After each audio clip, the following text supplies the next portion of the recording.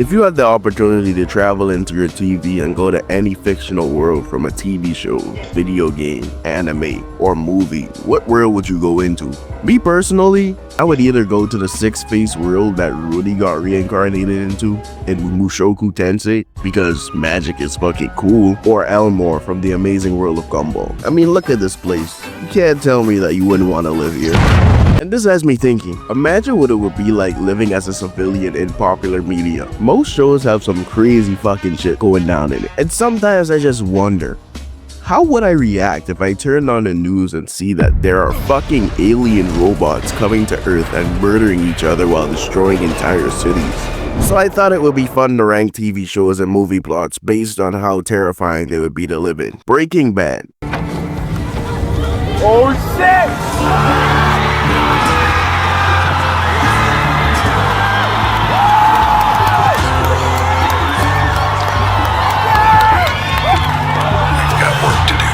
For most of Breaking Bad, if you're just an innocent civilian, you wouldn't know what the fuck is going on. Let's say you're Walter White's next door neighbor. At most, maybe you'd be up late and see a strange car parked in your neighbor's driveway and you just witness him getting abducted.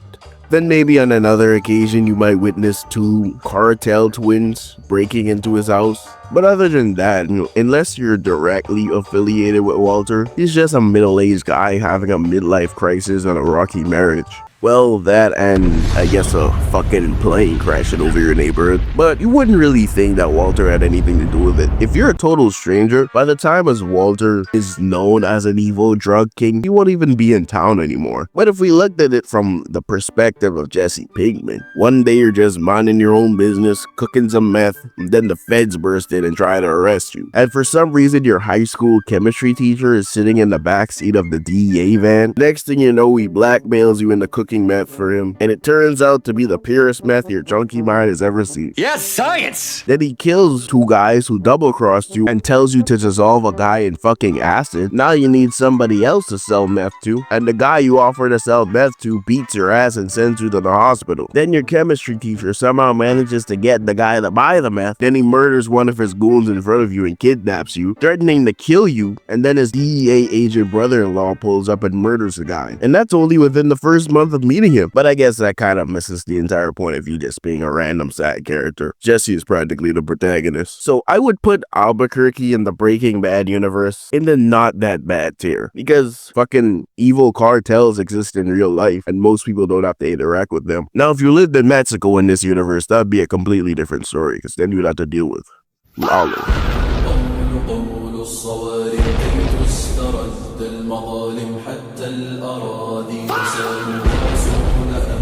العزائم فالقول قول الصوارم كي تسترد المظالم حتى الأراضي ساموا رسول أهل العزائم فالقول قول الصوارم كي تسترد المظالم حتى الأراضي ساموا رسول أهل العزائم. But we're talking about Albuquerque here, so not that bad. The Transformers Michael Bay film. I watched the Michael Bay Transformers movies religiously as a kid, but I always used to think to myself, this would be fucking terrifying if it happened in real life. Imagine you wake up one day and vehicles are sentient and actively going to war with each other. Fuck that. Not to mention that some of them are evil and want to enslave the human race. Transformers Revenge of the Fallen and Dark of the Moon always stood out to me because these motherfuckers were committing war crimes. And I don't just mean robo-violence. Those motherfuckers were committing crimes against humanity. They didn't take any prisoners. They just fucking straight up murdered people. This movie gave me an existential crisis about war. Like, it was so dark, gritty, and depressing. There was a scene where the Decepticons were invading Chicago, and they literally just started bombing the city and slaughtering civilians in the street. I guess clearly King Von and Chief Keef weren't around because things would have went very differently. I would rather live in North Korea.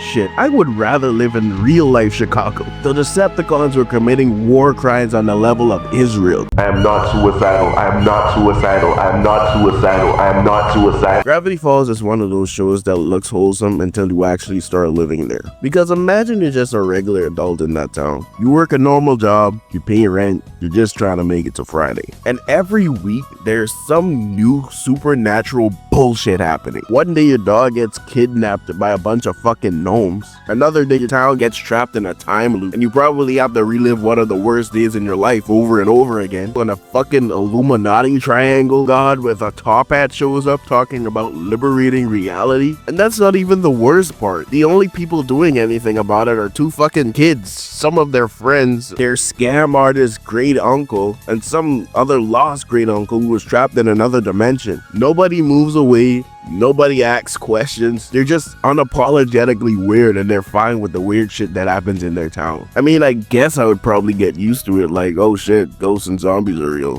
What the fuck am I supposed to do about it? That weird kid with the pine tree hat will probably figure it out. Not my problem. I would put Gravity Falls in though, maybe if there's no other option tier. Because if anything, Gravity Falls is more weird than scary. Invincible. Any movie or show about superheroes looks cool when you're looking at it from the perspective of the actual superhero. But if you're a civilian, your life is pretty much in the hand of a bunch of horny sociopaths with superpowers. And I feel like there's another thing we overlook about superheroes. These people have complex emotions and go through shit like depression and fuck up just like regular people.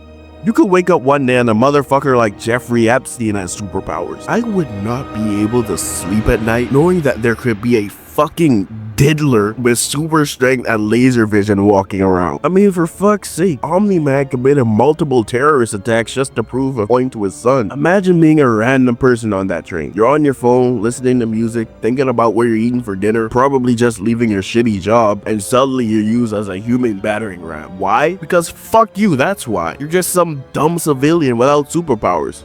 It's a fucking skill issue, I guess. I would rather live in North Korea. COD Modern Warfare. Now, Call of Duty is especially fucked up because unlike superheroes or monsters, this shit can actually happen in real life. No Russian alone is enough to end the discussion. 1 second you're at an airport going on vacation with your family, and the next your entire family and everyone around you is being gunned down. Your entire existence is just collateral damage to serve a bigger cause for some evil tyrannical government who wants to start wars over some selfish bullshit. When you zoom out to the rest of the world in Modern Warfare, it's just terrorist attack, false flag operations, civilians getting bombed, governments committing these terrorist attacks so they can cover it up and make a profit for themselves. Wait, we're already living this shit in real life. Who are you? Hey buddy, I just want to talk. Talk about what? I don't know what that entire segment before was all about. It's just a bunch of conspiracy bullshit. Everybody knows that America is the good guys. The military is fucking cool and you should be patriotic no matter what. This video was paid for and sponsored by the US government and Benjamin Netanyahu. Spider-Man. Having a friendly neighborhood Spider-Man sounds cool as shit. A funny guy who swings around New York in cool costumes and helps people while stopping petty crime. Yeah. That's until the villains come in. Spider-Man doesn't just attract normal criminals. He attracts people who are actively partaking in crimes against humanity. Now I know that there are multiple versions of New York across the Spider-Verse, so I'm just gonna talk about basically every canon Spider-Man universe in general. Take Norman Osborn for example. He might be one of the most unhinged rich people ever written. This man owns a company that actively runs the most batshit insane experiments on people. Oscorp should be shut down by the government. Every time they invent something, it either turns into a monster, becomes a supervillain, or literally turns into a fucking plague that wipes out half the city. Oscorp is somehow worse than BlackRock, yet they're still allowed to operate. Then on top of Oscorp, you have to worry about other mutants running around, like Rhino, which is a nightmare fuel if you think about it for more than 5 seconds. He's a giant man who looks like a fucking Rhino. Like how, what is even the logistics of that? Rhino isn't smart or strategic. He just fucking runs into things and smashes people, creating billions of dollars in property damage. You better have supervillain insurance, I guess. And then there's Venom. You have a giant black parasite monster that eats people sometimes. I mean, not that the black part makes it any scarier. I'm moving on.